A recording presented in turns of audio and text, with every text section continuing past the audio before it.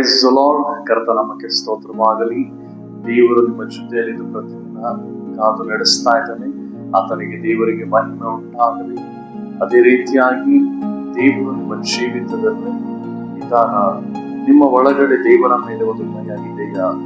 ಆ ಭಯ ನಮ್ಮ ಒಳಗಡೆ ಯೇಸು ಕ್ರಿಸ್ತನ ಒಂದು ಭಯ ಇರುವುದಾದ್ರೆ ಏನೆಲ್ಲ ಮಾಡ್ತದೆ, ಏನೆಲ್ಲ ಅದ್ರ ಕೈಲಿ ಸಾಧ್ಯ ಅನ್ನೋದ್ರ ಕುರಿತಾಗಿ ನಾವು ಇವತ್ತಿನ 8ನೇ ಅಧ್ಯಾಯದಲ್ಲಿ 13ನೇ ವಚನ. ಯೆಹೋವನ ಭಯವು ಪಾಪ ದ್ವೇಷವನ್ನು ಹುಟ್ಟಿಸುತ್ತದೆ. ಹಲ್ಲೆಲೂಯಾ. ದೇವರ ಭಯ ನಮ್ಮನ್ನ ಪಾಪಗಳ ಮೇಲೆ ದ್ವೇಷವನ್ನ ಹುಟ್ಟಿಸುವಂತಾಗಿದೆ. ಇವತ್ತು ನಿನ್ನ ಒಳಗಡೆ ದೇವರ ಭಯ ಇದೆಯಾ? ನಿನ್ನ ಒಳಗಡೆ ದೇವರ ಭಯ ಇರುವುದಾದರೆ ನಿನ್ನ ಒಳಗಡೆ ಆ ಪಾಪದ ಕುರಿತಾಗಿ ಒಂದು ಭಯವು ಉತ್ಪತ್ತಿ ಆಗ್ತದೆ. ಹಲ್ಲೆಲೂಯಾ. ಒಂದು ಯೆಹೋವನ ಭಯ ಅನ್ನುವಂಥದ್ದು ಪಾಪಗಳನ್ನ ದ್ವೇಷವನ್ನು ಹುಟ್ಟಿಸುತ್ತದೆ. ಹಲ್ಲೆಲೂಯಾ. ಇವತ್ತು ನಾವೊಂದು ಕೆಟ್ಟದನ್ನ ಮಾಡ್ಬೇಕು ಅಂದ್ರೂ ದೇವರ ಭಯ ಇರಬೇಕಾದಾಗ ಇದನ್ನ ನಾವು ಮಾಡಿಕೊಡುದು, ಇದು ದೇವರಿಗೆ ಇಷ್ಟ ಇಲ್ಲ ಎಂಬುದಾಗಿ ಕರ್ತನ ಭಯವು ನಮ್ಮ ಒಳಗಡೆ ಉತ್ಪತ್ತಿ ಆಗ್ತದೆ. ಇವತ್ತು ದೇವರ ಭಯನೇ ಇಲ್ಲ ಅಂತಂದ್ರೆ ಇವತ್ತು ನಾವು ಮನುಷ್ಯರು ಇರ್ಬೇಕಾದಾಗ ನಾವು ಭಯ ಭಕ್ತಿಯಿಂದ ನಡೆದುಕೊಳ್ಳುವಂಥದ್ದು, ನಾವು ಒಳ್ಳೆಯ ರೀತಿಯಲ್ಲಿ ನಾವು ನಟನೆ ಮಾಡುವಂಥದ್ದು, ನಾವು ಒಂದು ಯಾವಾಗ್ಲೂ ಹೀಗೆ ಇರ್ತೇನೆ ಅನ್ನುವಂಥದ್ದು, ಅದು ನಾವು ದೇವರು ನಮ್ಮನ್ನ ಯಾವಾಗಲೂ ನೋಡ್ತಾ ಇರ್ತಾನಲ್ಲ.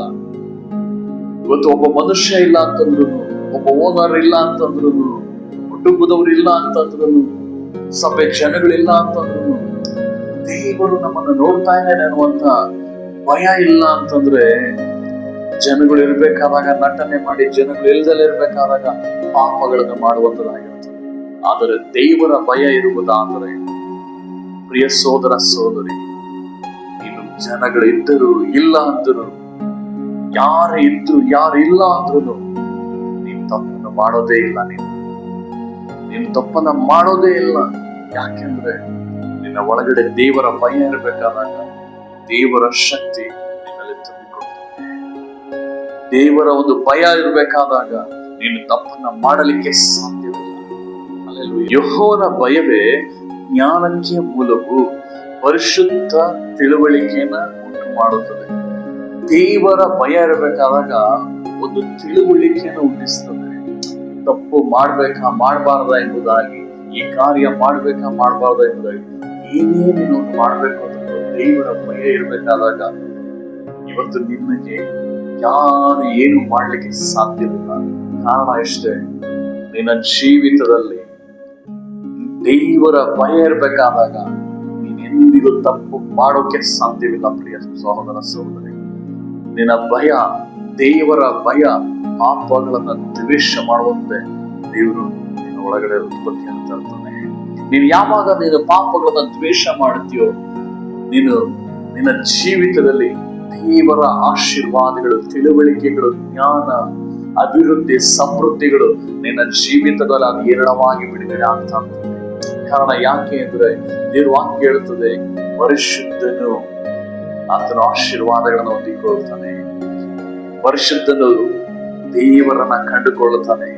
ಪರಿಶುದ್ಧನು ಅವನೆಂದಿಗೂ ಹಸುವಿನಿಂದ ಬೀಳಕ್ಕೆ ದೇವರು ಬಿಟ್ಟೇ ಇಲ್ಲ. ಹಲ್ಲೆಲೂಯಾ. ಇವತ್ತು ದೇವರ ಭಯ ನಿನ್ನನ್ನು ಶುದ್ಧ ಮಾಡ್ತದೆ. ದೇವರ ಭಯ ನಿನ್ನನ್ನ ಜ್ಞಾನವನ್ನು ಉಂಟು ಮಾಡ್ತದೆ. ದೇವರ ಭಯ ನಿನ್ನನ್ನು ಅಭಿವೃದ್ಧಿ ಪಡಿಸ್ತದೆ. ದೇವರ ಭಯ ನೀನೆಲ್ಲೂ ಎಡವಿ ಬೀಳದಂತೆ ಅದು ಕಾದು ನಡೆಸ್ತದೆ. ದೇವರ ಭಯ ನಿನ್ನ ಒಳಗಡೆ ಇರುವಾಗ ಇಷ್ಟೆಲ್ಲಾ ಮಾಡ್ಬೇಕಾದಾಗ ಮತ್ತೆ ದೇವರ ದೃಷ್ಟಿಯಲ್ಲಿ ನೀನು ಒಂದು ಒಳ್ಳೆಯವಳಾಗಿ ನೀನು ಕಾಣುವಂತವರಾಗಿದೆಯಲ್ಲ ಪ್ರಿಯ ಸಹೋದರ ಸಹೋದರಿ. ಹಲ್ಲೆಲೂಯಾ.